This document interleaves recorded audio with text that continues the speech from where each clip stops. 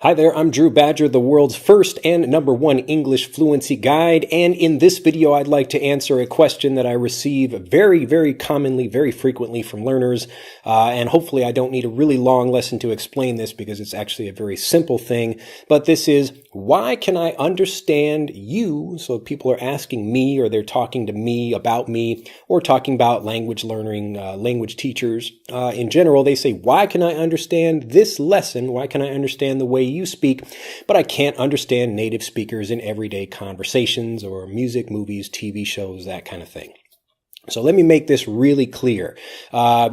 The way I'm speaking right now is different from the way I communicate normally with everyday native speakers. And the reason I'm communicating like this is because it's easier to understand. And I'm trying to speak clearly, and you can hear my diction. This is the way I'm enunciating words and saying them clearly instead of mumbling. To mumble is like you can't really understand what I'm saying. So I'm expressing all of my words clearly, but I'm also using fairly kind of everyday language that you might find in a textbook. So you notice I'm not using a lot of clever idioms and slang and other expressions like that because a lot of people don't understand these. And if you have all of these things coming at the same time, that's what makes it really difficult for most people to understand things like movies and native speakers in everyday situations. The metaphor I like to use is trying to drink from a fire hose. So if you go to a regular drinking fountain, it's a thin stream of water and you can easily drink from that. But if you try to open up a fire hose in front of you, the same hose that you would use to put out a fire on a house, if you open up a fire hose and try to drink from that, it's coming at you and there's way too much for you to understand. It's too fast, the vocabulary is too difficult, and the accents are just really difficult. So you've got all these things that are a part of conversational speech, and most people, like maybe yourself, are learning languages not beginning in the same way that a native speaker would, but on a completely different track of education. And this is really beginning with easy things to understand, maybe slow English, simple English, and typically it's taught by people that are not native English speakers. So this happens all the time in Japan. If you go to a Japanese school, you might have a foreigner there that's able to say things, but typically it's a Japanese teacher that really doesn't have such great pronunciation anyway, and so they're trying to say things very slowly and clearly, but still they're giving that bad pronunciation to the students. So here's a great expression for this. This is called the blind leading the blind. I know it's kind of a harsh thing to say, but it just means people that can't see where they're going are also trying to direct other people that also don't really know where they're going. So people with bad pronunciation trying to teach other people how to pronounce things is kind of a weird thing. Anyway, so you've got these two tracks. If you think about the way I'm helping my daughter Aria learn, she's getting access to actual conversational speech. But we're also teaching her very, specific things about the language, and she's getting to see slowly but surely over time, we're making our speech faster and faster for her. So maybe a year ago, she's about 2 years old now. But about a year ago, she's understanding things, and maybe she can point at something or understand what we're talking about. If we say, where is the, fish on the book, and she can point to it. But now we can say, where's the fish? And she understands what we're saying because we've developed in her that ability to understand that over time. So basically you have a baby like my daughter, and you have a non-native speaker. They're both starting at the same place, neither one of them knowing any English, but they're learning in two different tracks like that. So this track is the traditional way of learning, and this track is the native way of learning the language, and it's really two different things. Now the major problem here, besides learning in different ways, is that you actually have, it's just you're learning. Maybe the best way to explain it is the way that you speak, or the way that you learn to speak, especially if you want to communicate with people, is different than the way you learn to read and write. And it's the same thing with the way you're listening. So again, if you're listening to people and you're only listening to that slow, easy, textbook English that you would find in a lesson, or even the things that you're seeing in a video like this, I can help you learn lots of vocabulary, but really, it's hard for people to go from this to a conversation when people are speaking in a different way. So as an example, here's how I would speak maybe normally when I'm talking with someone. I was just out visiting my younger sister in San Francisco, and there are kind of different levels or different speeds that you can speak at when you're a native speaker. And people can still understand you because they understand the pieces of the words and the context of the situation. So, as an example, I might say, I'm going to go to the store. So my sister has a little store that's maybe 2 blocks from her house.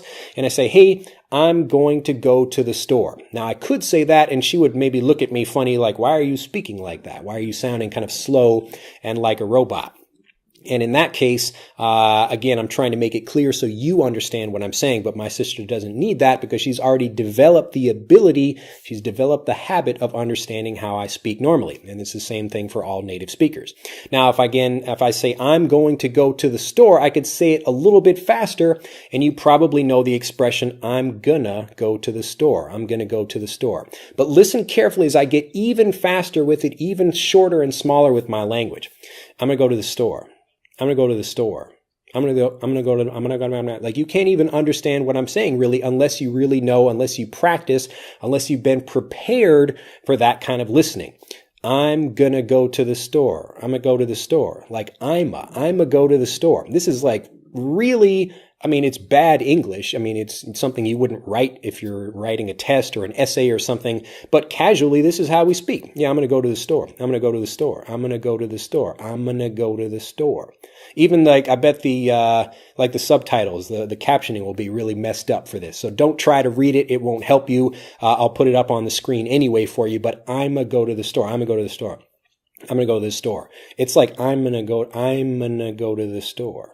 So even trying to say it slowly, it makes it a little bit easier to hear, but it's very different from I'm going to go to the store.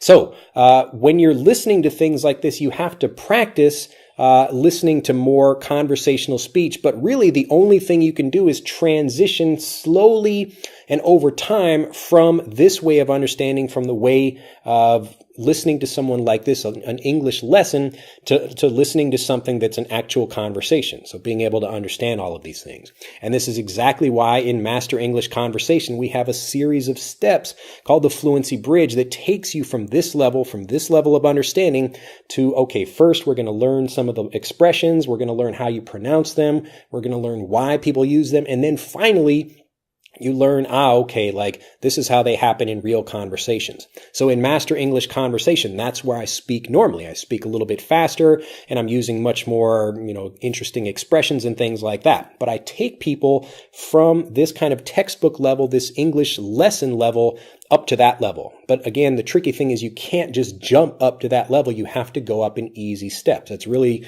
the only way I can think of it to retrain your mind so that you can actually speak fluently and confidently and understand what people are saying.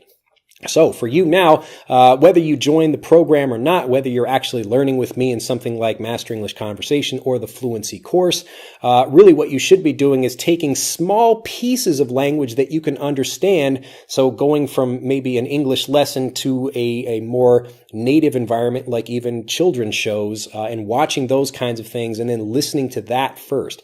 So you have to go back to what native speakers are actually listening to develop your understanding. This takes a lot longer than doing something like using the Fluency Bridge, but if you're just learning by yourself and it's something you want to do for free, then it's easily something you could do to improve.